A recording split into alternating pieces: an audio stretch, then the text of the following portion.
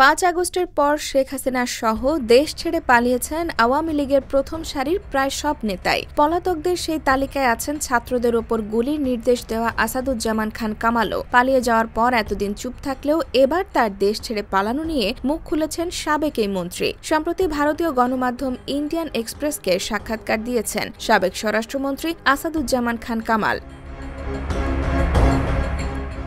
গণমাধ্যমটিতে তিনি বলেন, আমি ১০ বছর ৬ মাস বাংলাদেশের স্বরাষ্ট্রমন্ত্রী ছিলাম। আমি এই সময়ের মধ্যে অনেক ঘটনা দেখেছি।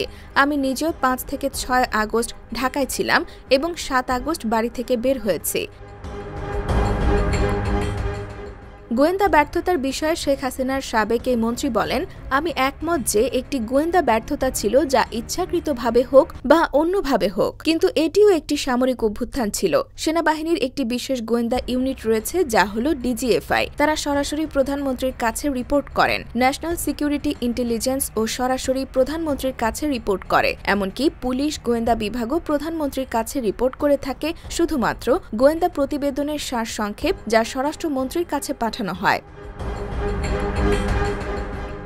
ভারত কিভাবে এই সংকটে সাহায্য করতে পারে এমন প্রশ্নে তিনি বলেন, আমি স্বাধীনতা যুদ্ধে কমান্ডার ছিলাম, তাই আমি জানি ১৯৭১ সালে ভারত বাংলাদেশের জন্য কি করেছে। আমি স্বীকার করি যে বাংলাদেশকে সাহায্য করার জন্য ভারত সর্বদাই পাশে রয়েছে। এখন ভারত কূটনৈতিক উপায়ে আমাদের সাহায্য করতে পারে। ওই সাক্ষাৎকারে আওয়ামী লীগের ভুল এবং আগামী নির্বাচনে অংশ নেওয়া নিয়েও কথা বলেন গণহত্যায় নেতৃত্ব দেওয়া এই সাবেক মন্ত্রী।